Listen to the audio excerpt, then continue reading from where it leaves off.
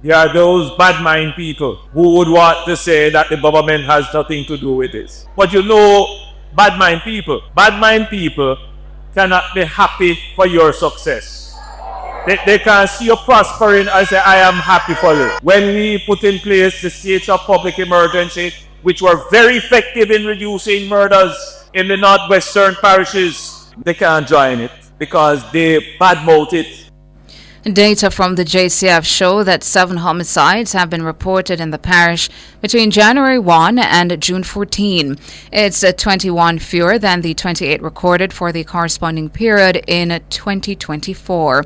The Hanover numbers are aligned with national data showing a 44% drop.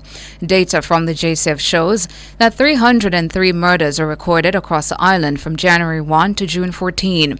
That's 240 fewer than the 543 recorded for the corresponding period last year. Prime Minister Holness says the decline is credited in part to collaboration from community-based groups. As the Deputy Superintendent pointed out to me, he said, Prime Minister, 21 more families are happy today because there are 21 less murders in the parish of Hanover. You, the workers of the party, and the average Jamaican sees that it is possible to reduce murders. The Deputy Superintendent said one more thing to me which I wish to point out to you. He said, Prime Minister, we are having exceptional cooperation with the Justices of the Peace, the school principals, the Chamber of Commerce, and all the other stakeholders, because everybody wants to see this peace continue in the parish. Prime Minister Dr. Andrew Holness. The People's National Party has issued a warning to Jamaicans that comments made by 2 leaders of the Jamaica Labour Party at political meetings on Sunday have exposed a deliberate and accelerating drift towards autocracy. At a political conference in St. Andrew East Central, JLP Deputy Leader Desmond Mackenzie declared that the party will not surrender the country to the PNP, while PNP leader Dr. Andrew Holness, speaking in Hanover Eastern, said the government did not need an opposition to hold it accountable, as its supporters are its most constructive critics. In a scathing indictment of Dr. Holness and his administration, PNP General Secretary Dr. Dayton Campbell said their intentions for a dictatorship style of governance have now been made clear. The mask has fully slipped. The JLP leadership's conduct shows dangerous contempt for democracy when their deputy leader vows to never surrender Jamaica, framing the PNP not as legitimate competitors, but as an existential enemy that signals an intent for permanent rule, not democratic governance.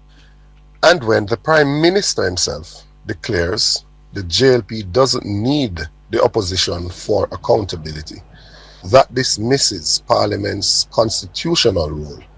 It rejects checks and balances. It's the language of a leader who believes he's beyond scrutiny, a hallmark of authoritarianism. Dr. Campbell says the PNP will not allow this assault on democracy to go unchallenged. This is a clear and present danger.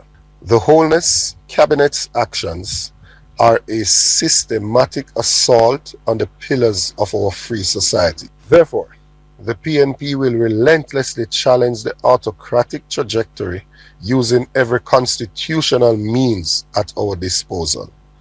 I urge civil society, the media, and every Jamaican who values fairness and accountability, recognize this threat, stand firm. Jamaica's democracy must be defended.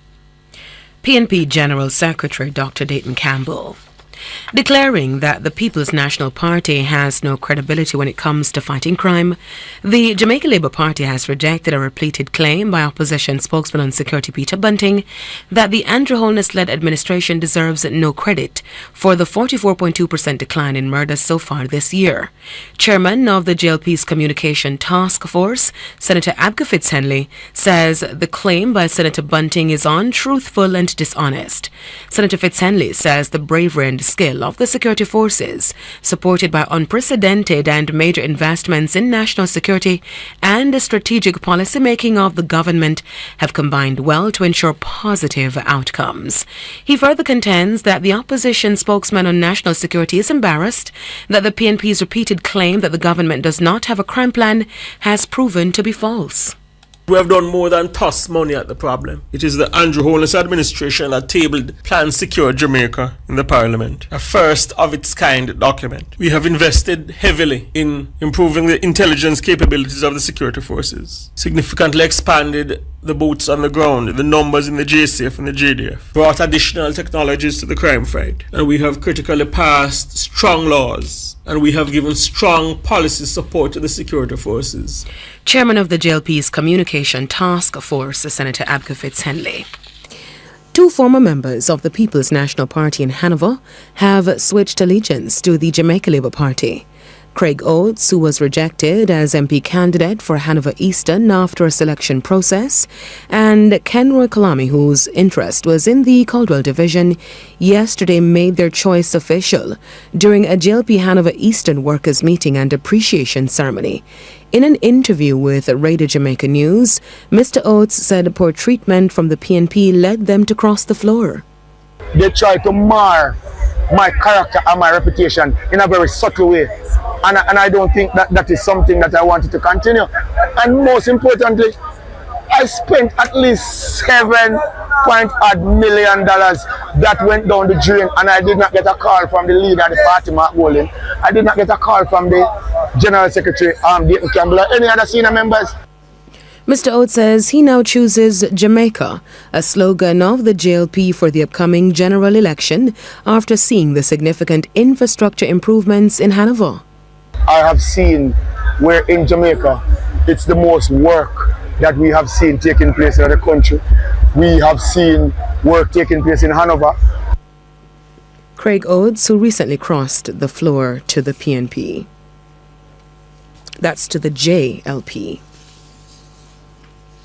The Jamaica Labour Party JLP says workers within the organization are among the party's most strident critics. Party leader and Prime Minister Dr. Andrew Holness addressed the East Hanover constituency workers meeting and appreciation ceremony at Bethel Primary and Junior High School in the parish on Sunday. The nature of the Jamaica Labour Party supporter. We don't really need an opposition, because our supporters hold us to account.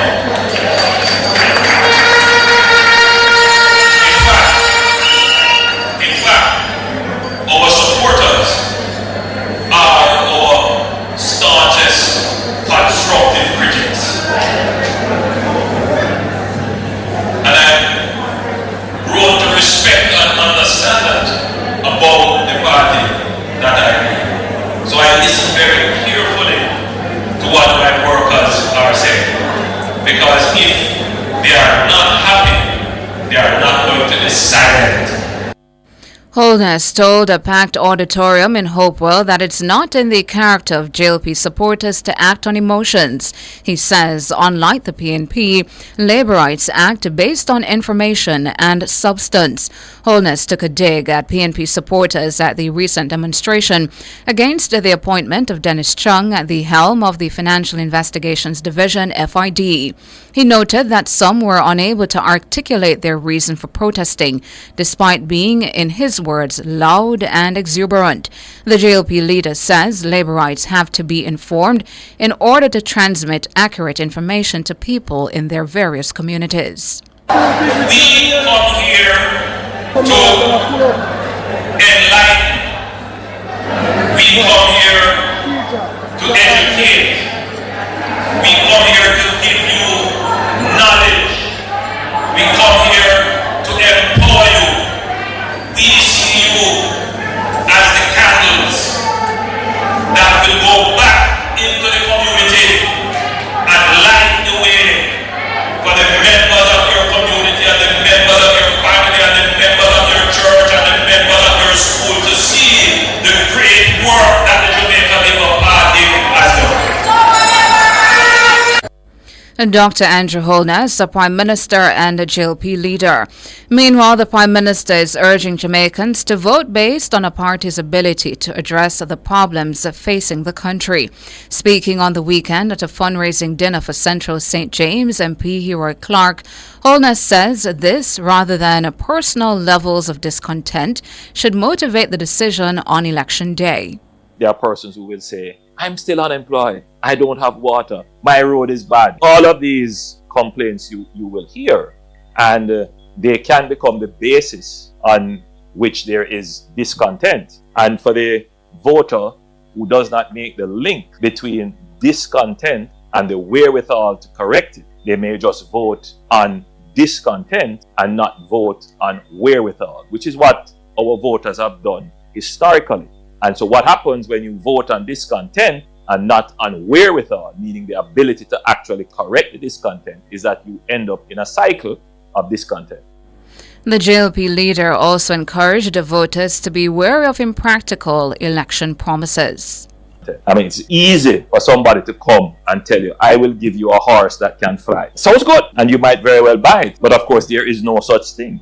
And then when you buy that horse and you realize it can't fly, you get frustrated and say, I can't bother with the process, but now I'll vote again. We're done with politics. Politics is ineffective. That's the narrative that has carried on for decades. Now, if we are able to show you what we have done, then at least you have a rational basis on which to extrapolate, meaning make a future projection that at least my road may be fixed if we keep the economy going as we have, because it is generating the revenues. And there is only one government in the last 50 years that can say that to the electorate, and it is this government. Prime Minister Dr. Andrew Holness.